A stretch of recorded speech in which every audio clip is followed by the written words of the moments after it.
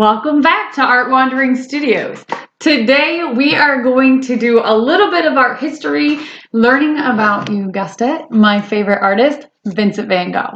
So what are we going to do for our art project? We are going to watercolor his favorite flower, sunflowers. But first, just a little bit about my favorite artist, Vincent van Gogh. So Vincent van Gogh was actually a Dutch post-impressionist painter, and he was born in the Netherlands in 1853. And he ended up being a very inquisitive, thoughtful, and kind of a loner misfit. But he ended up being super close to his brother Theo, who he remained close to his entire life. But his father was a minister, and he tried being a minister himself, but poor Vincent, it didn't work out. But luckily for us, he ended up going to Paris, and in Paris, he ran across the Impressionists like Monet, Degas, Mary Cassatt, and he was so inspired by them. But like all cool artists, he did things in his own way. So what he did was he started being inspired by Impressionists, but he used brighter, bolder color, and his brush strokes were what the art world never saw before. He didn't try to smooth things out. He left them thick, sometimes painting directly on the canvas. So eventually, he painted one of the most famous paintings in the world, The Starry Night. You can see The Starry Night at the MoMA, the Museum of Modern Art in New York. But what connects so many of us to this painting, The Starry Night, is what I think is what connects us as human beings. And what Van Gogh was able to do was able to bring in viewers that weren't even artistic into his emotions, which is called expressionism in art. Van Gogh painted The Starry Night in an asylum that he checked himself into. He struggled immensely with mental illness, and really during that time, they didn't have the means to really treat mental illness the way luckily they can today. But Vincent painted The Starry Night. It was a view outside his window when he was in an asylum towards the end of his life. So I think when you really understand where he was at mentally when he painted The Starry Night, you can see even more in that painting of those swirls and how it's a beautiful scene, but it has so much anxiety in it that we can all relate to that anxiety, that feeling of being a little bit of lost in the big world. And that's what The Starry Night is to me. But why are we painting sunflowers today then? Well, Van Gogh wasn't just this depressed artist. Just like us, he has moments of feeling insanely happy. And to him, the sunflower represented just that. This amazing feeling of happiness. How can you not be kind of happy looking at a sunflower? I mean, it's yellow. It's bright. It's beautiful work of nature. To him, the sunflower also represented gratitude. So another thing that may have been part of it is he did for a time live with an artist, Paul Gauguin. Now we all know that little Vincent, poor Vincent, he ended up cutting off part of his ear because he got into an argument with his roommate, Paul Gauguin, another post-impressionist who became very famous. But that's why he cut off his ear, because he was sick of listening to Paul Gauguin critique his work. Or so they say. We can't really know for sure. But what he said is that to him, the sunflower was, quote, honest. It was an honest flower that lived its life in nature. And it represented and symbolized, quote, almost a cry of anguish while symbolizing gratitude. We also know that Paul Gauguin loved his sunflower paintings more than any of his other paintings. And for some reason, Van Gogh really wanted to impress Paul Gauguin. So he painted these sunflowers almost to, I think, to honor. And because Paul Gauguin was someone he wanted his attention, he wanted Gauguin's approval, so he kept painting these sunflowers. But to him, the sunflower represented hope. So we're going to draw this today. And in our art lesson, we are going to learn how to watercolor using transparent layering. It creates the coolest effects, And it's so easy, and I think you can totally nail it. So get out your yellow, get on your happy vibes, and let's get started. We're only going to draw the back layer of our petals, and we're going to build the top layer of our petals as we paint.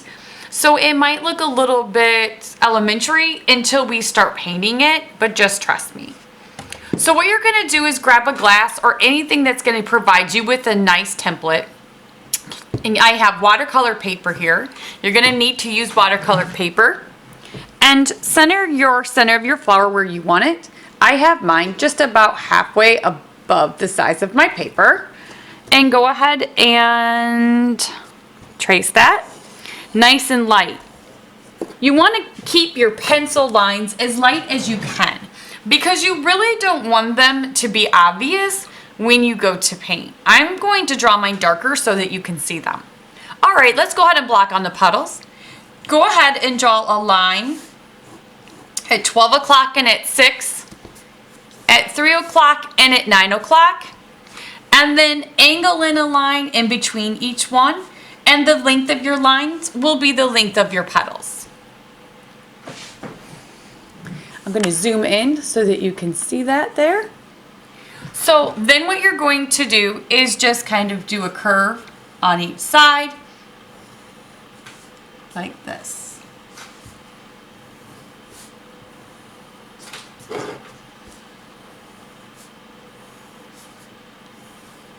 And then in between, now that you have spaces, you're going to go ahead and do the same thing. Go ahead and draw a line in between each one.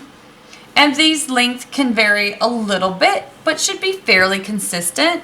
And don't worry about this being evenly spaced out, because in nature, a lot of things are symmetrical, but they're not perfectly symmetrical. So I'm going to go ahead and overlap my flowers this time, my petals, sorry.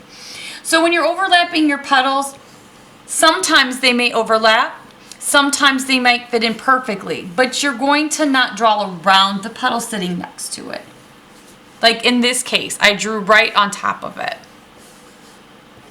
Okay, so now I have my main flower drawn. Now I'm going to take my eraser and erase up what I don't want. So start off by erasing inside the petal of your flower. The next thing you're going to do is our stem. So let me zoom out here and we will go ahead and do our stem. So for your stem, you really can have it maybe like, imagine this is the middle of your flower. So it could be like curving a little bit. You could have it come out straight. You can decide on the direction of your stem. And we're just going to have it go all the way off the page. So notice it's a little bit wider at the top. I let it be a little bit narrow at the bottom. And then I'm just going to do like a branch out here, a leaf. And then just kind of think of a teardrop here as you form your leaf. We're going to add lots of details in the middle, so don't worry about that right now. And then I'll have another leaf over here, maybe falling over. And again, you could just think about that kind of being like a teardrop. That's enough for now. The next important step is you're going to lighten up all of your pencil lines. You want to do that because you want to be able to have a guideline and a map to follow, but you don't want your final product just to be all pencil. So I'm just going to take my eraser and I'm going to erase up my entire sunflower, all my lines that I drew, as light as I can go with still being able to see it. Okay, now we are ready to paint our sunflower, and we're going to start by what you're going to have on your palette and what you're going to need. You will need yellow ochre, lemon yellow, burnt umber, burnt sienna, and sap green. And if you don't have those exact colors, that is perfectly fine. You can substitute whatever color you would like. So what you're going to do first is we're going to get the sunflower petal color. Now you can make a variation of this color however you would like. I am going to be using yellow ochre and a little bit of lemon yellow. I just squeezed about just over a dime amount of water, on my tray. And I'm just going to take a nice scoop of my yellow ochre and stir it in. And yes, we are making a wash first. So you're building on the skills that you learned in the previous videos, if you've been following my other videos, of making a wash. And I'm going to brighten this color up just a smidgen with just a little bit of my yellow, my lemon yellow color. Play around with your colors. Once you have the color you like, you're just going to go ahead and load your brush. And for our first layer, you're just going to neatly paint in your petals and fill them in. And you're going to do every other petal. Now the reason why you're doing every other petal for right now is because I don't want wet color touching wet color because it'll run. One thing I'm not worried about though is I am not worried about this middle of my flower. I'm not going to worry about this being a perfect edge here because we're going to end up covering it up anyway with a much darker burnt umber color. So I'm not worried about it. So just do every other one. We are not building on transparency right now. We're just laying down our color for the most part and just kind of putting it in. I'm using the flat brush number 4. You can use the same brush or you can use a different size brush that's working for you. So I just did every other one and it's a really pretty bright yellow and I really like it. So I'm just going to let that dry for a minute before I do my other petals. And if you're having a hard time painting neatly, the palm of your hand right here can rest on your paper like this. And then hold your pencil like you would a pencil. If you hold it too far back, you're going to get less control than if you hold it closer to the tip of it. I kind of like to hold my brush right here in the middle, but wherever is comfortable for you, but hold it closer and steady. Let your hand actually rest on your watercolor paper. If you have it lifted up, you're going to have a natural shake in your hand, quite possibly. And it's really going to be hard to control it. So let your hand rest and guide. And that might help you. So I'm resting my hand, I'm starting at the tip, I'm bringing it down on each side, and then I fill in case you're having a hard time. Another thing you can do is you can actually rotate your paper as you go. Your paper is not glued down, so don't worry about that. Notice too that I am actually overlapping my petals. I'm not trying to go around. I'm going to get some transparency overlap, and that actually is going to look super pretty. So go ahead and finish coloring those in. Again, you can pause your video. You certainly don't need to paint as fast as I am. So it kind of looks like a nice pretty golden sun right now, and I'm really liking that color that I mixed. And then while that's drying, I am going to go ahead and make just a yellow ochre wash. This is going to be for the middle of my flower. You can use a sponge. I just have a sponge brush I'm using for my water. And I just want yellow ochre for my middle wash. So I'm just going to add a little bit of yellow ochre to water here. I have less than a quarter ml. The middle is going to be darker. And this is just going to be a base color. I'm going to build this up a lot with my burnt sienna and burnt umber. But I want a nice base color that's not white.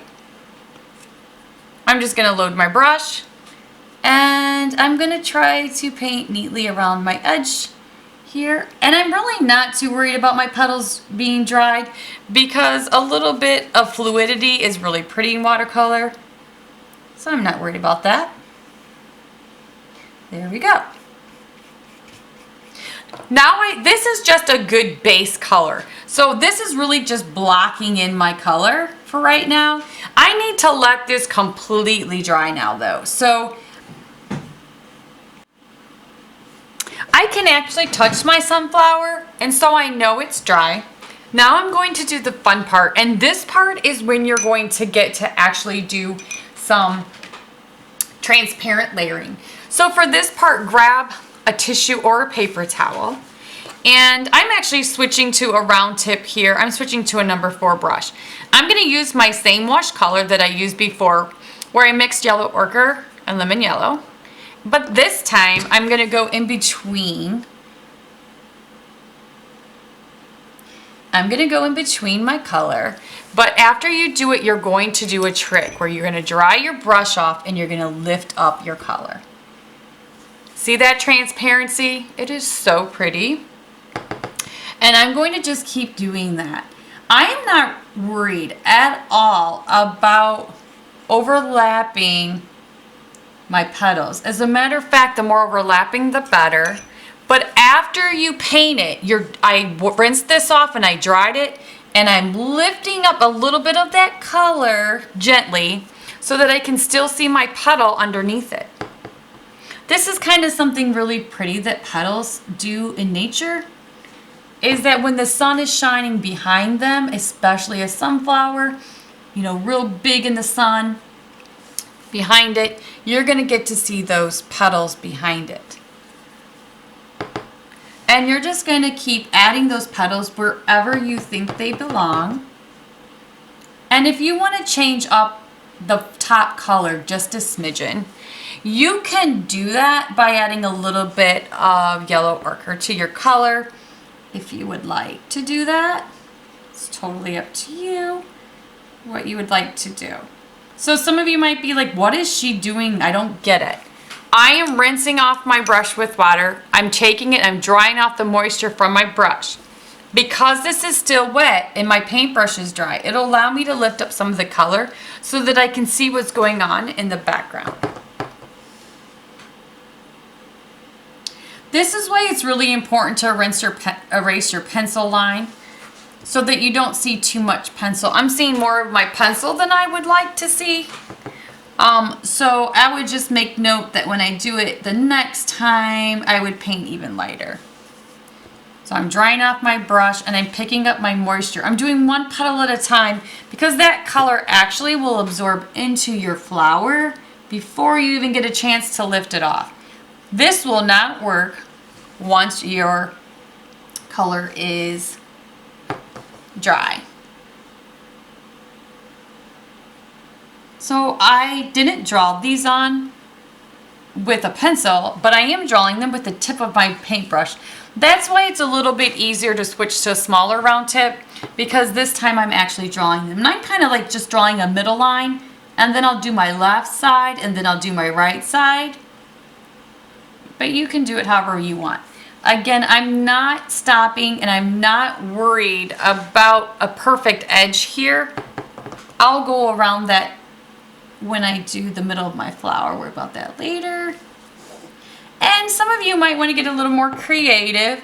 You might want to have some of these turning a little bit. You might want to use a reference picture. That'll help you out too, if you know, when you're shaping your flower. But sometimes it's fun just to wing it and just to let your paint do whatever it's gonna do. This lifting, this transparency really only works with watercolor. So if you're working in oil or if you're working in acrylic paint, you're just not going to get the beautiful transparency that you get with this watercolor technique. One of the reasons why I love watercolor is just because of the techniques that you can use are so fun. And it's especially works out nice to start teaching painting with watercolors because it gives you confidence when you paint. Later on in our class, we are going to switch to acrylic paint though, and there's other things that acrylic paint is better for. So there you go. You have this beautiful sunflower and you've really started to fill it up. I'm going to do the middle and show the texture of the middle of our sunflower. There's really so many different ways to do it. I'm going to try to show you though a basic technique here. So you're going to want to grab a round tip brush. I'm going to grab a little bit bigger one just because I want to do it quicker because it's on a video, but you can certainly just keep using a number 4. But what we're going to start doing is making some washes. So I would go ahead and grab like a dime amount of water, and I'm going to put a dime amount of water in my burnt umber, my burnt sienna, and my sap green. And I'm going to start with my burnt umber, which is really like your brown. And I'm just going to stir that in just a little bit. I'm going to add a little bit of my yellow ochre and bring it over just to tone it down a smidgen. And I'm going to go ahead and rinse off my brush and make a burnt sienna wash too, just so that I have all of these colors ready. I'm going to rinse off my brush, and I'm going to go ahead and make a sap green as well. There's just a smidgen of green often in the middle of sunflowers, and we're going to go ahead and combine these three colors to do the middle of our flower. Okay, so you're really going to get in the habit here of tapping in your color to create this effect. So I'm going to load my burnt umber, and I'm just going to tap. And I'm just going to tap it nice and loose, and I'm going to let some of my base color show through. And as I tap, I'm tapping around my edge. And you're going to do this all the way around, and I would bring it in about 1 inch width all the way around. But you do need to make sure that you're keeping this circular as you can. A little bit of variation is totally fine. We're keeping this entire watercolor somewhat transparent. If you want to darken up your color, just add more burnt umber or less water. So you'll see I kind of have that tapping going. And now I'm just going to once in a while tap just slightly over my edge randomly to give it more of a nature look to my sunflower, just so it's not like dead on perfect. And now while it's still wet, and I'm not even going to rinse out my brush, I'm going to go ahead and load it with that pretty burnt sienna. I love that color, that burnt sienna color.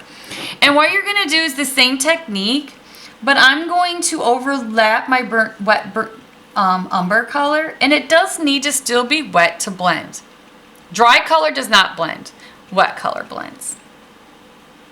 And I'm going to bring that in until I have just a small circle in the middle. And then without washing off my brush, I'm going to grab a little bit of my sap green, and I'm going to tap in the middle with my green. But I'm going to let that overlap, and I'm tapping it in. Don't brush it in, tap it in, and that's what's going to give you that look of the middle of your flower, and allowing that to overlap. And that's really all you need to do for the middle of your flower. And it's going to dry really pretty. I zoom in up on that. This will dry really pretty. It's going to continue to melt as it dries, and it will just be a nice fluid, transparent look to your color, or to your watercolor. Now, if you want to go back in and darken it, you certainly can. As a matter of fact, if you look at this one, I went quite a bit darker. If you do that, you can just go ahead and take a smaller brush and just tap in another layer. So you just kind of go back in and take my brown. Notice if I tap on top of my brown, I can just even add a little bit more to darken up the color, just a smidgen if you would like. And you can just kind of tap in the edges just slightly darker. And what's nice about this is that because my color is wet, it is allowing me to tap it in, and it is not going to go beyond the water. Water loves itself so much, and it's so attracted to itself that it's not going to go beyond that water barrier. Now, this would not work, by the way, if my petals were in any way still wet. It would actually end up bleeding all the way into my yellow flower. Now, you really just need to use the tip of your brush, and you really need to make sure that you are skipping around and being very random, almost like you're nervous, to get that texture of the flower. If you're having a really hard time with this, another thing that I do sometimes with artists that are really struggling with this is, and I'm just going to keep tapping this color in, by the way. Just make sure you're tapping this in a circular motion, because that's how a sunflower is. So just imagine a circle and tap in the circle of my flower here. And we're going to go ahead and do our leaf So I'm just going to scoot it up and try to zoom in a little bit so you can see what I'm doing. Okay. And we're going to go ahead and do our stem, which is actually pretty easy. So you need to switch to a nice small detailed brush. So I'm doing this with my number 4 brush, but like a small brush where you have a lot of control. And I'm going to take my sap green color. You can take this exactly how it is. The sap green, you could take a little bit of the yellow sunflower color you made and mix it in. That's what I'm doing, which is really just taking a little bit of yellow ochre and lemon yellow, and I'm just playing with my green. I'm just toning it down a smidgen. If you want to keep it bright, by all means go bright. We're just going to take it, and we're going to start with this leaf here, and I'm loading my brush, and you don't want tons of water on your brush, but you do need it wet with color. And I'm just going to fill it in. Now you can leave some areas as white highlights, but I'm just going to kind of fill it in. And then I'm going to tap some extra color right at the base here. And I'm going to do the same thing on my other leaf. I'm going to just neatly paint the edges of it. I'm going to take a nice wet brush. I'm going to paint it in. You don't want to take a lot of time when you fill things in, because if your edges start to dry before you tap it in, it's going to look like a coloring page and outlined, and you don't want that. So I just did that. And then we're going to do some lifting. But before we do lifting, we're going to give this a little bit of a jagged edges. Sunflower leaves aren't quite that nice and neat, but if you just go ahead and kind of pull out and up, you're just going to kind of rough up that edge of that leaf. Just use the tip and just kind of pull up to do that.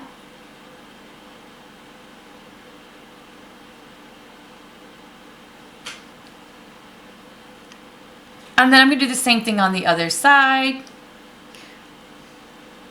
Just kind of giving it a little bit more shape to my leaf there. Okay. Now notice I got a hair right there. If you get a hair, you can take a dry brush to scoop it up off of your paper. If that doesn't work, like mine's not doing that right now, I would just probably leave it on, and after everything's dry, it'll brush right off. So now that you have this, I'm just gonna tap a little bit up at the top here for value. I'm gonna tap a little bit at my base, and I'm gonna pick a side. So if my sun's coming this way, this side of my leaf might be a little bit darker. So I'm just going to, while it's still wet, tap on a little bit of green. Again, I don't need to worry about making it perfect. That water is going to automatically trap it. And that right there looks really extra pretty because I just added just a little bit of value. Again, value is the lightness and darkness of color. So I'm just kind of tapping it on after it's wet. And then I'm going to use that lifting technique. So that lifting technique is I'm going to take a clean dry brush, and I'm just going to kind of pick up some of the color to show, you know, what the leaf might look like. So I might kind of just grab one whole side here and pull it up once in a while. Now this is, while this is still wet, the shape of your leaf actually will blend back in by itself. So you don't need to worry too much about these edges. It's going to automatically give you a nice cleaner edge. If you picked up too much, just re-wet it and add some more. And I'm going to leave it. So I just use the lifting technique of a clean dry brush to lift it up. And then I'm going to go back and then just paint in my nice and neat. Make sure your petal's dry. Taking just the tip of my brush, I'm going to go ahead and paint that in. I'm dragged to keep this neat. I'm pulling my whole arm all the way down. And I'm going to paint this leaf in. And you really don't need to do a whole lot to the stem. You know, just giving it a little bit of that green color is really pretty. If you want, I can do the same technique. So I can take, after it's wet, I can take another layer of my green and just tap it in. It might be darker at the top. It also might be a little bit darker on the left side. So I can just tap it in here and there. You know, just giving it a little bit of fun variation of color. And that's it. That's really all you need to do. If you want to go back in and add a little color in the middle, you know you certainly can.